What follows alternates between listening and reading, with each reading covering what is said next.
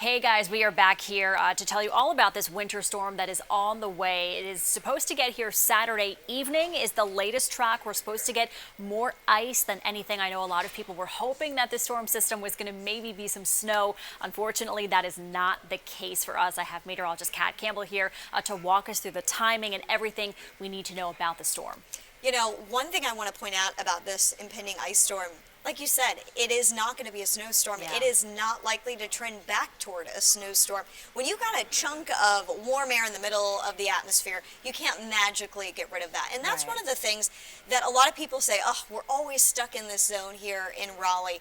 The reason why, when you look at a kind of big picture, we're stuck in between the mountains and the ocean. And while usually that's a good thing, when it comes to winter weather, it is not. It sets up a very unique temperature profile for us where we have that layer of warm air in the middle part of the atmosphere. So even though it's freezing at the surface, this won't be an all snow event for us, even though you may see a little bit of snow and sleet to start. So here's our latest map that shows precipitation types.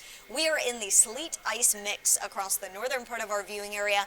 Toward the Virginia line, there could be just a little bit of snow, but I don't think it's going to be a fun sledding snowman type of thing at all, and freezing rain for much of our area out of this event.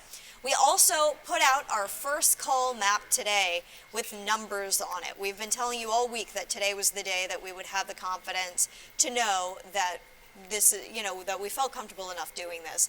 Half an inch of ice, perhaps up to an inch of ice from the triangle points north and west, and that is freezing rain specifically, and about half an inch possible in our eastern counties.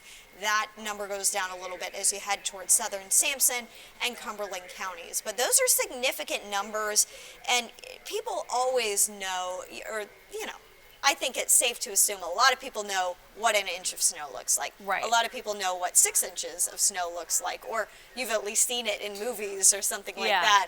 But ice is something you're like, oh, quarter inch of ice, no big deal. That's not the case. It is a big deal. It's a big deal. So freezing rain, what it is, it looks like normal rain falling from the sky. It freezes as soon as it hits a surface. Say it was freezing rain right here. As soon as it hit the desk, it would freeze cars, so it forms that glaze on cars, roads, power lines, and it's so heavy, and it just glazes, and that glaze thickens over time, and that's why it's so dangerous. So let me put this into perspective for you. I want to show you some pictures just so you can kind of think through it. Hopefully this helps you visualize what it's looking like. About 1/10 of an inch of freezing rain can really start to add up on windshields. It'll coat your windshields, it'll coat your decks, elevated surfaces, bridges can be slick, and light icing on trees. When you get to 1/4 of an inch of freezing rain, that's when it can really start to look like this outside. Wow. And that's when you can start to get some power outages. Roads become icy, even main roads. Tree limbs can start to break and power outages become possible.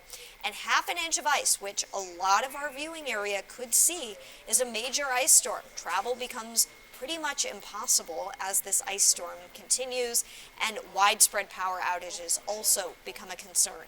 And it is going to be downright cold next week, so we want people to prepare to lose power. We don't want to scare you, but we want you to be prepared. A lot of people who've been in this area for a while think back to the early 2000s, 2002, we had a big ice storm, and remember just being without power for days. So anything you can do now to make your life a little easier this weekend, take out some of the anxiety, think through things now, get your food, get your water, fill up your bathtub if they're out of bottled water at the store. And they're out of a lot of things already at stores. I know. We've been posting online showing you what these store shelves look like in supermarkets, and pretty much empty. I mean, it's pretty hard to find milk and water and bread at the moment. So go out and stock up. And I know on air you said the same thing. We don't want to scare you, but we want to prepare you, because if we don't tell you these things and then it happens, you're going to be like, I wish somebody would have warned me that it was going to be this bad. I know that DOT crews And also Duke Energy, very, very busy at the moment. I'm sure you've seen the brine on the streets already. I know that Duke Energy working around the clock really to just make sure that everybody is prepared just in case we do lose power. And you were saying there is a really good chance that a lot of people could see power outages. So really just like Kat said, you want to prepare now as much as you can. Stock up, make sure you have the lanterns, make sure you have the flashlights. I was talking to my husband saying we really need to, we need a game plan. Yep. Because we don't want to be stuck without lights and heat. That's a huge thing, is the heat.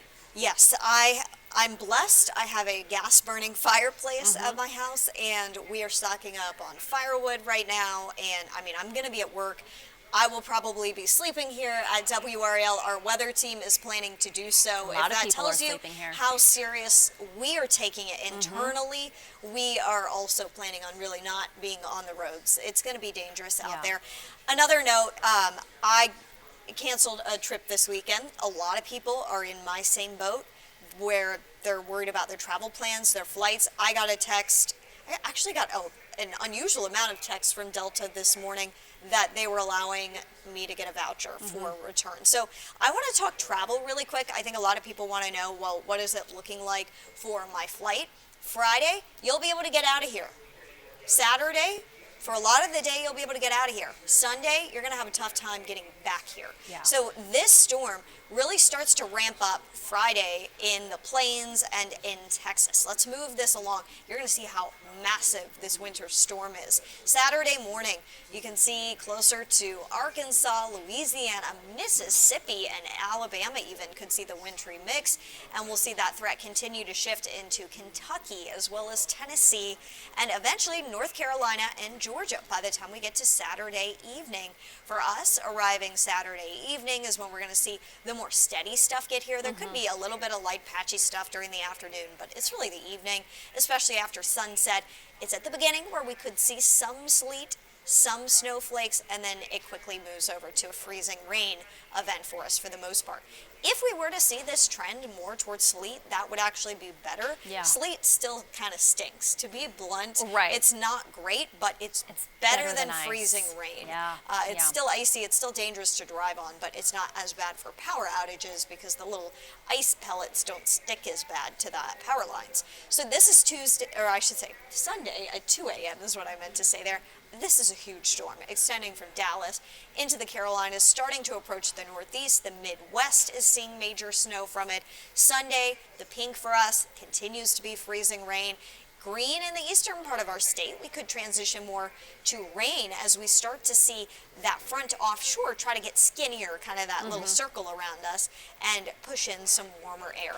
Sunday evening, a little bit of a lull before this final band moves through Sunday night. So if you do see the freezing rain stop during the day Sunday, that's kind of expected. It'll kind of come and go throughout the day in patches.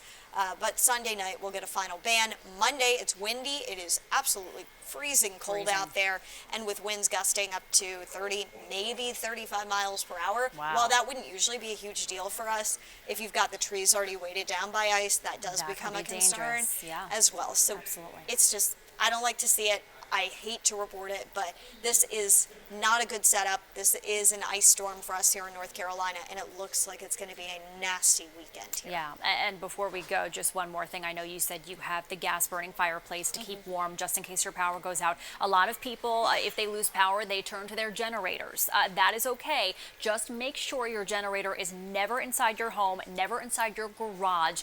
You want to keep that generator at least 20 feet away from your home.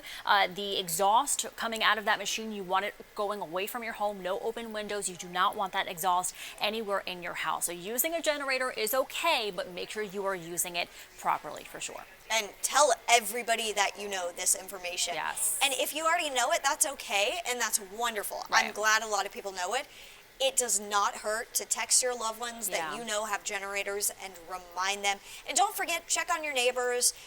Care for one another. My grandparents live in the western part of the state, closer to Winston-Salem, where I'm from, and they live at home alone, and we've checked with their neighbors, and they're wonderful, wonderful neighbors. Are going to go and check on them and make sure they're doing okay, and just, you know, if we can all do that for one another, that'll make it a little easier as we move through the weekend. Yeah, absolutely. And remember to download the WRAL News app and the WRAL Weather app. We have the Dual Doppler 5000 on the app for you to track everything in real time. You can even see what is to come in the next 2 hours. So make sure you download that. And of course, you can find us anywhere where you stream on TV, online, on YouTube. Make sure to like and subscribe. Thank you so much, Kat. Thanks, Michelle.